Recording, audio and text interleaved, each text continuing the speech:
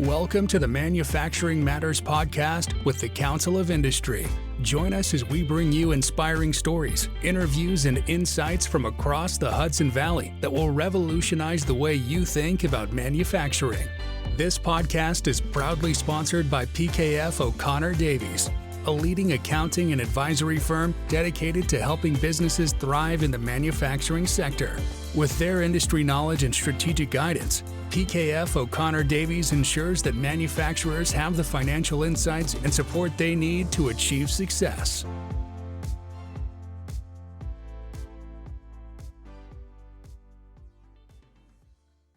Jack Effron, former CEO and president of EFCO Products and current co-chair. Welcome to the Council of Industry podcast.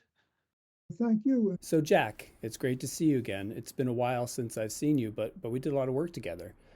EFCO Products recently celebrated a big anniversary. Why don't you tell us about it? Okay, sure.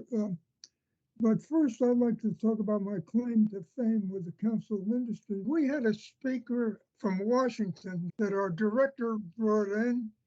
Bill Hayes was a director, and I was asked, Bill Hayes handed me a piece of paper with all his qualifications on and asked me to introduce Clarence Thomas. So that's my big claim to fame.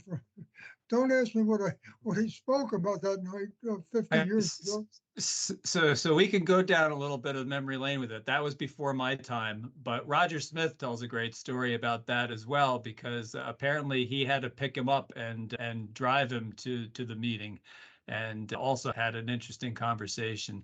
For our listeners, at the time, Clarence Thomas was head of the Equal Opportunity Commission, the EEOC, and it was before he was nominated to the Supreme Court. So he spoke at our annual meeting in Poughkeepsie.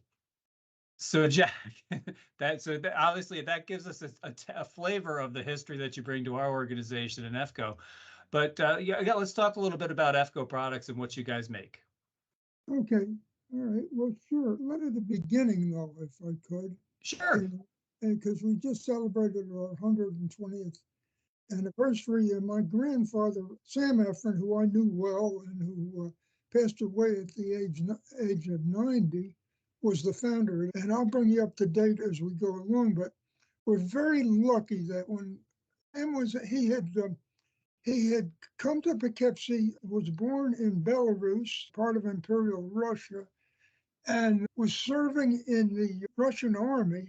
He'd been drafted, and he served in the Russian army a couple of years, and his family wrote him that they were getting to leave, that he could come when he got out of the army. Well, he wasn't going to wait, okay? He met up with his family, and he in Poughkeepsie, where he had a brother. About 1899, I think he came to America, and he did various things. And then about 1903, he had a paper business, making paper in Stanfordville, and with a partner, and the partner put him out and sold the business. So he had, about the time he was dating my grandmother, he had a little money, and when they got married, they came to Poughkeepsie, and he opened a store on Main Street in Poughkeepsie, and he was selling general supplies, but he specialized in grains and things like in hay for the peddlers, who were going out with their horses, and then sold trinkets to the peddlers, which they resold or traded. So that was really the start of the bakery and he sold little flour, started selling flour to bakers. So that was really the start of the business in 1903. By 1912, I think, in that time, as I've been told, he was bringing in rail cars of grain. And in those days, you didn't get the grains in bags. They just filled the rail car up with grain. And he would go to the rail siding with his horse and wagon, and they'd bag off the rail car of flour and get it up to the store on Main Street, but they would bag that all off. And so that was really the start of things. And then as he went along, he specialized more in bakers and bringing in some other items like sugar, but never a true bakery supplier. And then in the 20s, as the cars started to replace the horse, that business started to go downhill. And my grandfather started to get into real estate. And my father went off and graduated in 1927.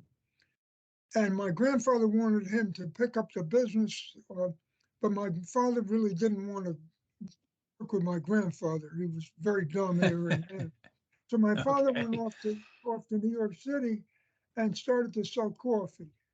And he did that for a couple of years. And then he decided that maybe my grandfather's offer wasn't too bad. And he came in and started became the Effron Flour Company, which would specialize particularly in bakeries. So my father started that business I would say about 1929, I think. And so they were just supplying bakeries, and there were bakers in the region and the Poughkeepsie area? My father was a real merchandiser. He really knew how to put things together for bakeries. And he added not only a general line of bakery supplies, but included things like the paper goods and the tools and even ovens. Really? And then had a department where they took and rebuilt bakery machinery. Okay. Oh.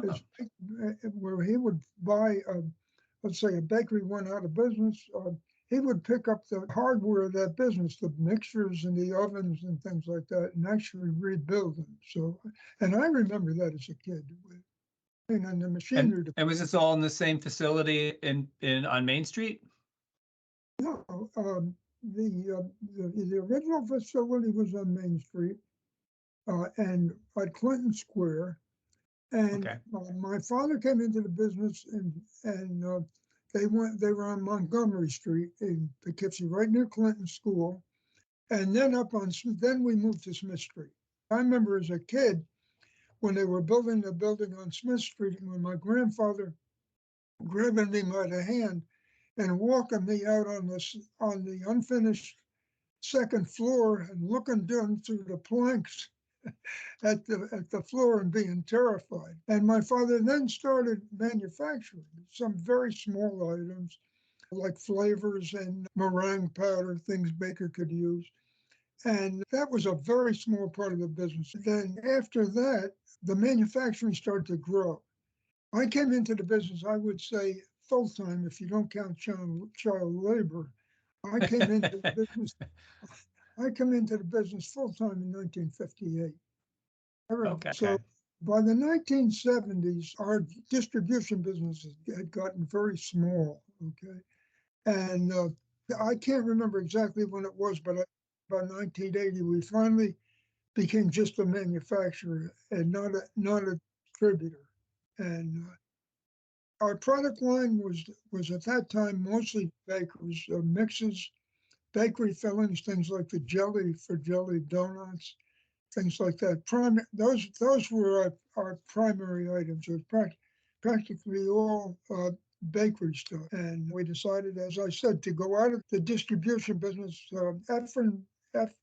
Effron Bakery Supply Company didn't exist anymore at that point, and it was EFCO Products, the manufacturer, that we concentrated on. And then I think we started to hook up with some pretty good customers. Dunkin' Donuts was the premier donut supplier at that time. And we got 15 Dunkin' Donut stores in the 1960s. We started off with 16 or 20 Dunkin' Donut stores in our manufacturing, making an array of fillings for them. And that continued really. So I think I heard it at a convention at one point when we had a speaker. But the saying is, never have a customer that you can't afford to lose. And Dunkin' Donuts certainly fit into that slot for EFCO Products for many years. They were premier customers. We did a good job with them and continued to grow.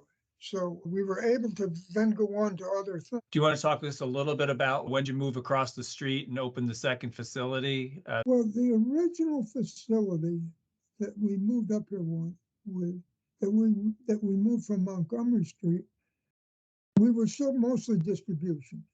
And the building that I mentioned before with my grandfather walking me out on the planks was the first building here. That was at the corner of Smith and Oakley Street. Right. And that building originally was mostly the distribution business. Now, Okay. we didn't have, the problem was that we didn't have a rail siding at that building, rail siding that came up to the building. Siding was where our house is now at 130 Smith Street. And so what we had to do was go to the team, what they called the team track, where rail cars would come in, consigned for you, and you unloaded them into a truck and brought them over. And then we brought them over to the building at 136 Smith Street. So a couple of years after that, probably in the early 1940s, we bought a piece of land from the railroad with a siding, and we put up our first warehouse, which was a corrugated, what we called the corrugated building. It was corrugated iron. The important thing was a rail siding, and that was our first building. And we were able to bring in carloads. I remember working there in the 50s, and we would bring in carloads of flour. And we would go into the rail car with a hand truck and bring it back into the corrugated building 9 high in 100-pound bags of flour and things like that. And we throw it 9 high in that warehouse. So that was quite a step forward for us at that point. And then my brother Ira, we had told our kids that if they wanted to go somewhere else and work, they could not come into the business without some training somewhere else. And Stephen graduated from Lehigh, and he got a job with a food broker for, I think, 2 or 3 years. I can't remember exactly. And then slot opened up for a salesperson in the New England area. And my brother Ira and I talked about it. And Ira said it was time to bring him into the business. And so when Stephen was breaking into EFCO, he did not report to me. He reported to my brother Ira, and they had a terrific relationship. That's good. So as it turned out, Stephen was the only one that came into the business. His cousins, they did other things, but Stephen has now been, of course, is a major part of the business. So yeah, that's a great advantage for him to have both you and Ira as mentors, so to speak, to guide him along. Yeah, it's been terrific. And of course, I'm retired now, and I've been really fully retired pretty much for the last 10 years, but he still gives me the opportunity to come in a couple hours a day. And it's really great for me because, I enjoy it, and I think I contribute a little bit to them. I'm sure you do. I think it's a testament to him and how smart he is, because there's a lot of wisdom in that head of yours. If you go all the way back to your grandfather to kind of the beginning, that's a lot of institutional knowledge that's stuck in your head. Yeah, and it's been great because our original manufacturing concept of bakery mixes and fillings is not enough in this day and age, okay? And they've been Stephen and his team have done a great job, I think, on bringing new items into the mix. So things like beverage ingredients and sauces and spreads, and customers other than bakers, okay? People like chain restaurants, frozen food manufacturers, in-store supermarket bakeries, things like that, which are very important to our mix of business right now. And I think the team has done a great job. And that's terrific. I guess that's kind of the next question here. It's 120 years you've been doing this. What do the next 5 look like? I mean, with all the change in nutrition and even regulation and packaging and plastics and all those things that are pushing your way.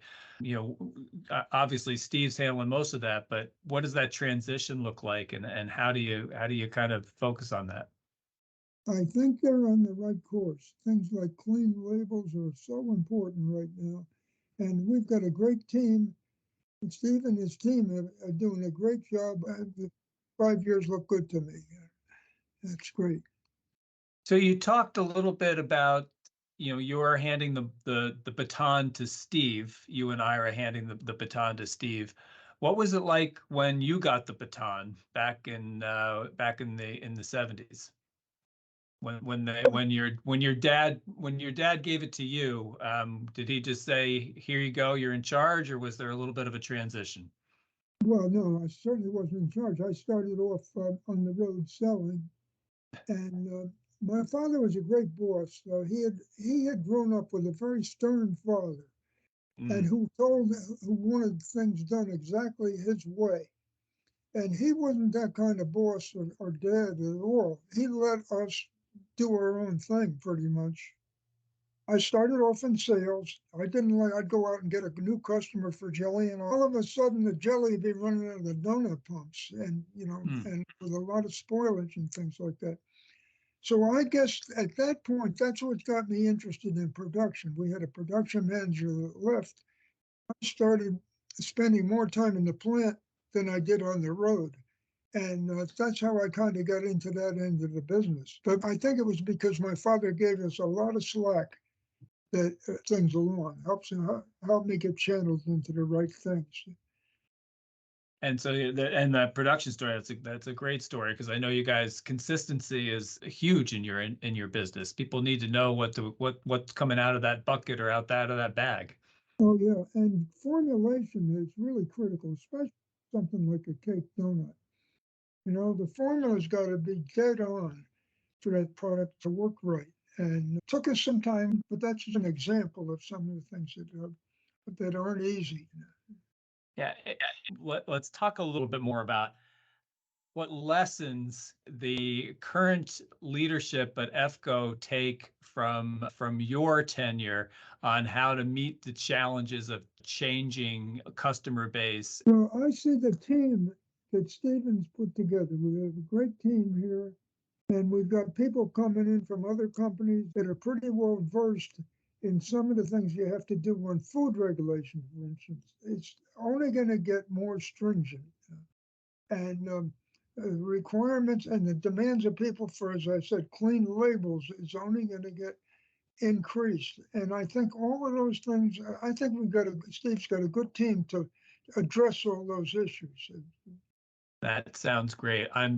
Before we sign off, I do want to say on a personal note, when I took my job, when I was a young kid of 27 years old and took this job with the Council of Industry, you were the president of the board of directors at that point in time, and my first boss. And I would just like to say what a welcoming, helpful, terrific mentor you were in those early years for me. I clearly remember coming up those metal stairs and meeting you in your office for the first time, and how relieved I was after that first meeting that I thought I was in a good spot and that I was working with some good people. So I do want to just thank you for that. Thank you, Harold, for all you've done for the council. You've really set it on the right track. It was a good fit. It's been a great life for me through these years, and there's hopefully a few more to come. But Jack Effron, co-chairman of EFCO Products, former CEO and president, thank you so much for being on the podcast and sharing your memories of EFCO's 120 years in the Hudson Valley. Okay, and thank you. Thank you for joining us on this episode of Manufacturing Matters, brought to you by the Council of Industry and sponsored by PKF O'Connor Davies, accountants and advisors who understand the unique challenges and opportunities in the manufacturing sector. We hope you gained valuable insights and inspiration from today's discussion. If you enjoyed this episode, make sure to subscribe to our podcast and leave us a review on your favorite podcast platform.